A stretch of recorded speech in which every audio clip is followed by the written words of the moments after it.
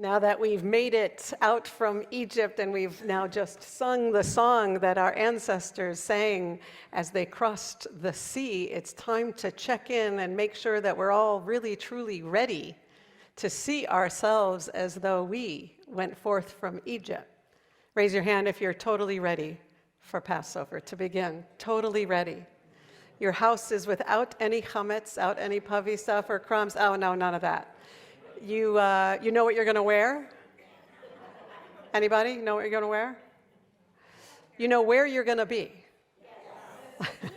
You know who you're going to be with? Yes. Okay. You're going to agree with everyone who's seated around that table? Absolutely not.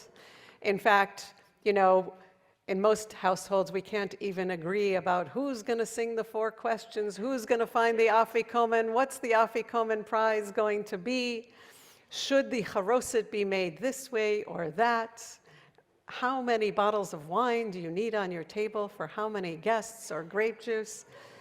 And of course, there's the age-old question that I know we're all going to be asking.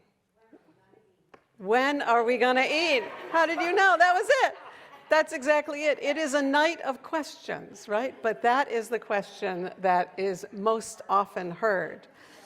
Truly, it's a night of questions. It's a night of 4s, right? There are 4 cups of wine. There are 4 questions. There are 4 children. Some say children. It's also a night of moving, as the rabbis tell us that there's a drama to it. You're meant to start the Seder in a very, very low, broken place, which isn't so hard this year. A very low and broken place, and that's why we break the matzah and we feel the brokenness. In fact, we even take the 2 parts of the matzah away from each other to stress the brokenness. We even hide one, right? We make a wonderful game of it, but the Seder goes from gnut l'shevach. It goes from a time of degradation and a feeling of having been slaves, and that's why we eat the maror. Oh, then there's that argument too. There's the argument about which kind of maror should it be. Should it be the root, or should it be the horseradish? Is it the white horseradish or the red? Red. Who votes red? Who votes white? You see, so I see in this congregation we are truly pluralists. But we're meant to go from that bitterness and brokenness to slowly getting, eventually we will eat, and getting our way to freedom. And we sing hallelujah, we sing psalms, and then we put the brokenness back together. We find the afikomen, the brokenness. We can't finish the Seder until we've made that matzah whole.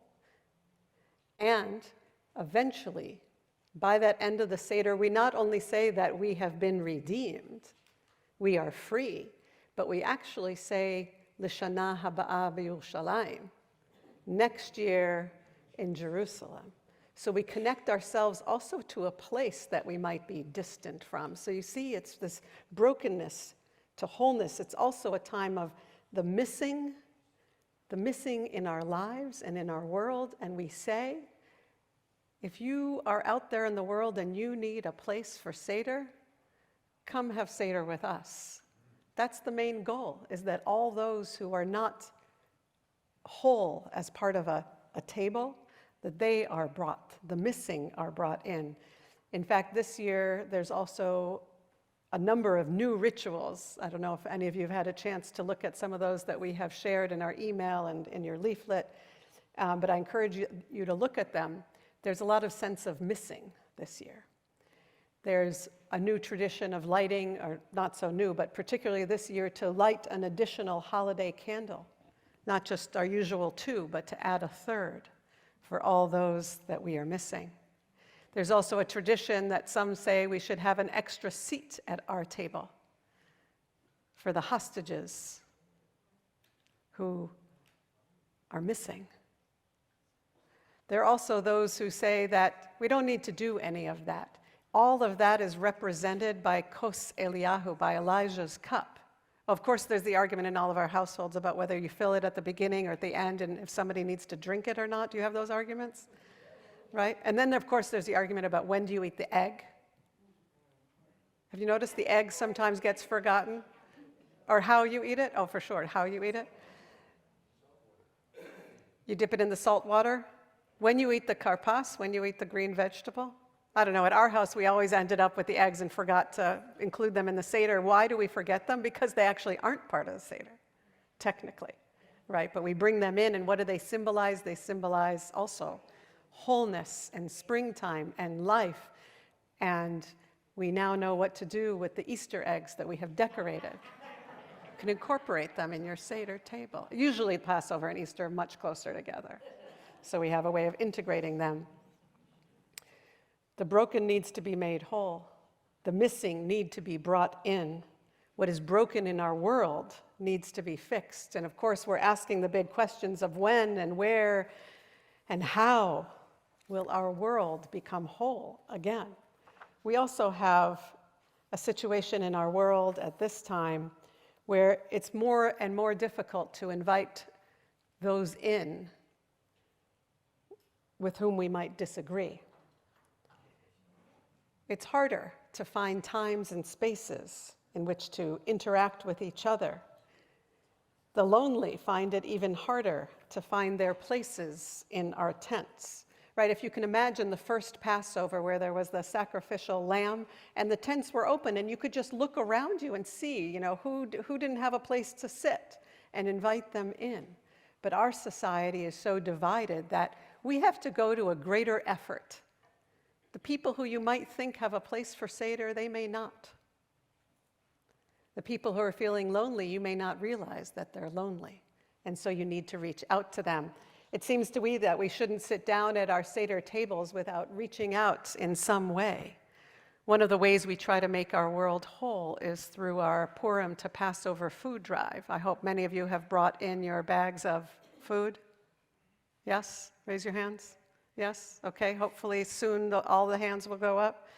Because one of the ways we try to make the world more whole is that we do that kind of tzedakah and make sure that everyone has a place to eat. So there is this deeper resonance this year about inviting people in. We say at the beginning of the Seder, right, we lift up our matzah and we say, Halach ma'anya, this is the bread of affliction, right? You know what I used to think it was? Does anybody remember? When my great uncle would hold it up? I was so sure that it was actually that bread that our ancestors ate. And that's why it tastes the way it tastes. Especially the shmura matzah. Doesn't it taste like it could be from, anyway. So we need to bring people in. We say when we raise that matzah, not only this halach ma'anya, this is the bread, but we say kol dichvin. All who are in need, they should come in and eat. One of my colleagues and friends, Yehuda Kurtzer, who's the president of the Shalom Hartman Institute, writes that he feels this separateness even more this year. He writes, "We are splintered as a community. War polarizes us and pushes us to separate tents, and it is harder and harder to imagine that we belong to the same people." It's a similar action that we need to do not only on Passover, but on Yom Kippur. A lot of people around the table might feel that they are on the outside. Our liturgy, the words in the Haggadah and in the prayer book, ask us to set aside our biases and our skepticism and to see, for just a moment, the radical diversity of the people represented around our table. Even just for an evening, perhaps we can embrace, these are my words, perhaps for just an evening we can embrace that diversity. Perhaps for just one evening we can strive to feel more whole. Another part of our brokenness, especially at this time, I think is resonant in another part of the Haggadah where we actually, does anybody know what we say traditionally when you open the door for Elijah?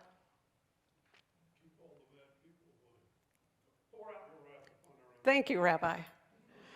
In the traditional Haggadah, it says, Shvoch hamatcha, pour out your wrath on all those people out there that are out to get us.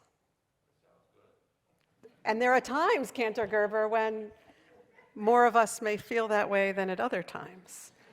But in a Haggadah edited by Noam Tzion and his son Mishael, they changed it. Actually, they were following an earlier custom set by Rabbi Mordechai Kaplan, that we shouldn't say that when we open our door, even though we may feel that the world is out to get us, and it's a dangerous time at night, right? Especially celebrating Seder, a time of blood libels and anti-Semitism.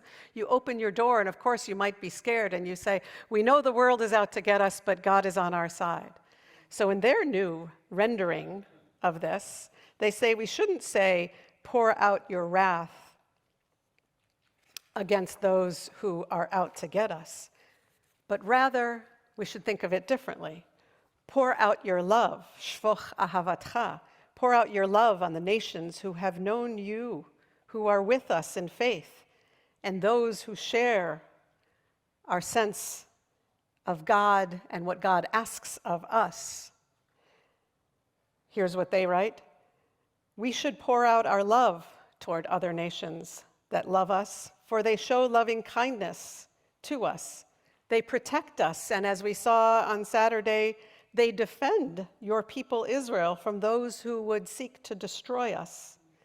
We should take a moment on Passover Eve, this is what I'm saying, to actually perhaps open the door, open our hearts, and say a special blessing for all the nations that have stood by us, especially now.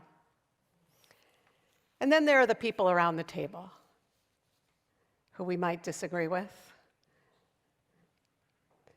We can just keep talking about the weather and the horseradish, or we can actually see the people around the table as perhaps representations of 4 different children, 4 different kinds of children. Now, the Diamonds have 4 children in their family, and you're also very different. I won't ask you to choose which of the children in the Haggadah you most identify with, but all of us who are children, all of us who are part of groups of people, think about who is wise, Ezehu Chacham, who is the wise one at the table? That person is usually identified as the person who asks questions and wants to do the research, and of course we always know there's a know-it-all at the table who has all the answers. And that wise person, though, is actually not the person who knows the most. The wise person is the one who keeps asking questions. The wise person at the table is the one who keeps asking more and more questions. Who's the second child? The wicked one, or the rebellious one, the one taking a different path in life, or the one who just, I don't know, are they making fun of our rituals? They're just disconnected in some way. The Haggadah says they're the wicked or the rebellious. We'll see, maybe they're not.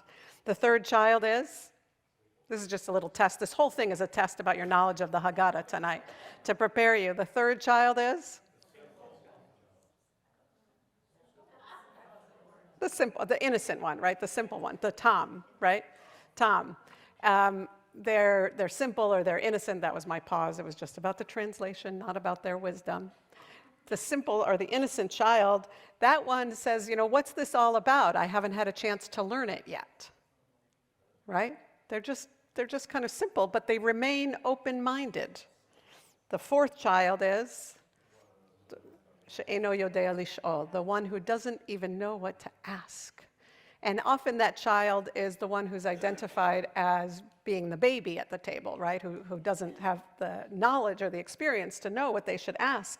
But actually, perhaps the person who doesn't know what to ask is the person who just hasn't had a chance yet to learn the story, or the person who's so confused, or so upset, or so distraught that it's difficult this Passover to ask questions.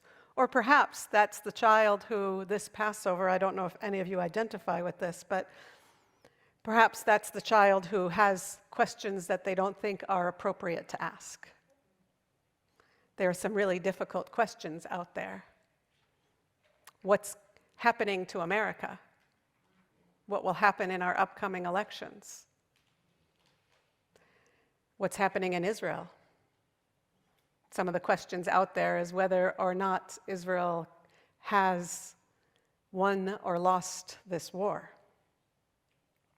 There are questions out there that are so difficult to ask. The children of some of the hostages, the young ones, are asking, will they ever see their father or their mother or their sister or brother ever, or their child ever again? But there's another way of looking at this, of course, that we are all those children. Here's one rendition of it, and with this I'll close. Today the 4 children are around a table these days. There's a Zionist, a Palestinian solidarity activist, a peacenik, and the one who doesn't even know what to dream. The Zionist, what does she say? This is my adaptation of a colleague, Rabbi Rachel Barenblatt's version of this. The Zionist, what does she say? 2,000 years we dreamed of return, right? Next year in Jerusalem. That next year is now, and hope is the beacon that we steer by. Then there's the solidarity activist. They might be around our tables as well. I know they're going to be around our table. What do they say? We know the heart of the stranger. That's what we were taught. To be oppressors is unbearable. We have to uplift and take care of the downtrodden.